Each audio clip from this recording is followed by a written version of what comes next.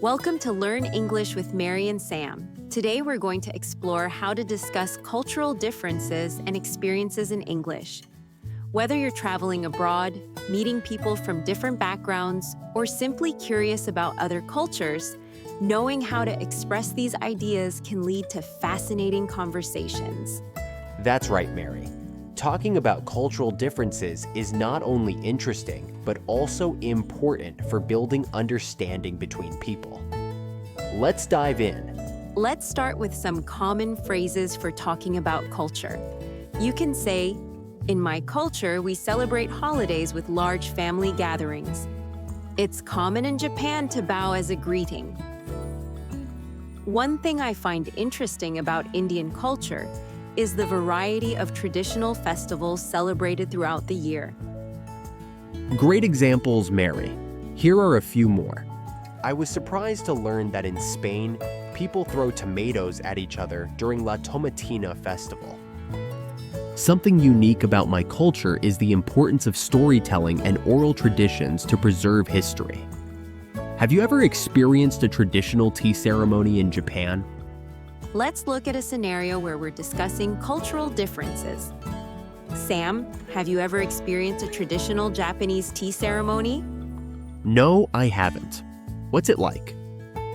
It's a very formal and ritualized way of preparing and serving tea. In Japanese culture, it's seen as a way to practice mindfulness and show respect. That's fascinating. In my culture, we have a similar emphasis on hospitality, but it's expressed differently. When I visited Italy, I was amazed by the passion Italians have for food and family gatherings. I learned so much about Japanese culture when I participated in a traditional tea ceremony. My experience with Diwali celebrations in India taught me the importance of light and togetherness in their traditions. Those are excellent, Sam. Here are a few more. I gained a new perspective on community values after experiencing a village festival in Thailand. One thing that surprised me about Mexican culture was how colorful and lively their Day of the Dead celebrations are.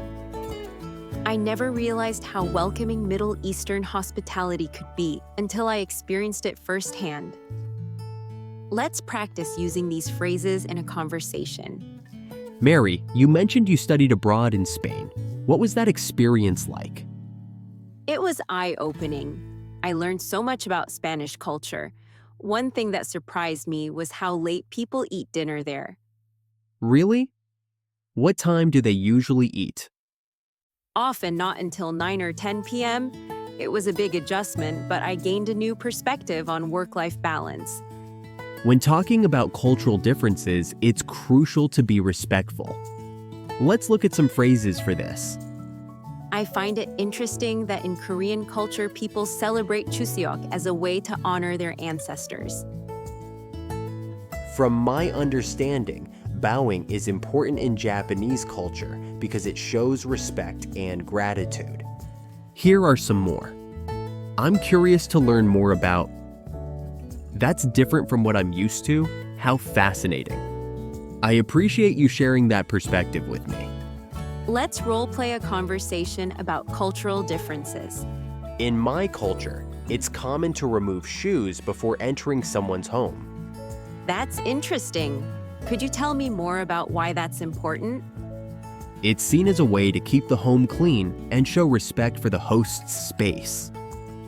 I appreciate you explaining that. In my culture, we don't always do that, but I can see why it's valuable. The cultural nuances of the Japanese tea ceremony are quite intricate.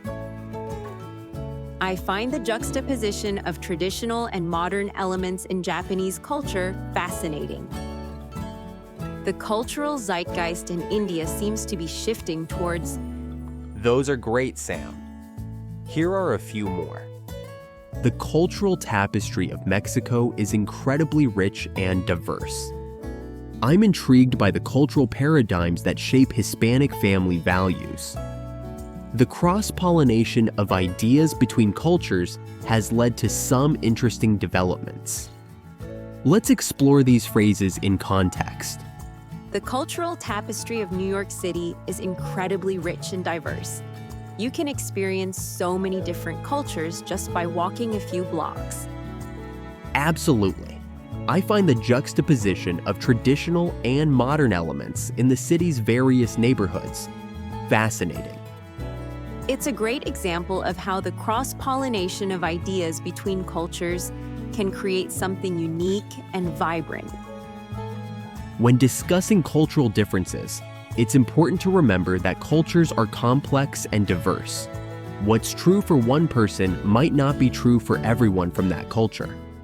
That's right, Mary. It's also good to be aware of our own cultural biases and assumptions when learning about other cultures. Exactly. And it's always better to ask questions and learn from others rather than making assumptions based on stereotypes or limited information. One common mistake is overgeneralizing. For example, saying all French people are romantic is usually inaccurate and can be offensive. Good point, Mary. It's better to use phrases like "in my experience" or "from what I've observed" to show that you're speaking from a personal perspective. When discussing cultural experiences, we often use the present perfect tense. For example, I've visited several countries in Asia. Have you ever tried kimchi from Korea, Moroccan tagine? That's right.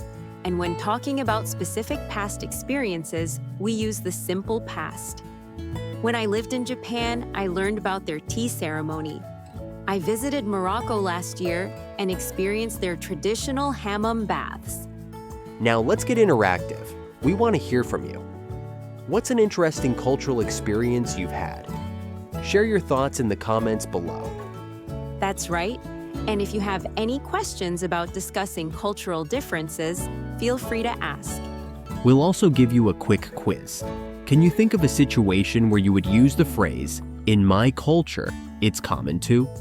You might say, "in my culture, it's common to," when explaining a practice that might be unfamiliar to others.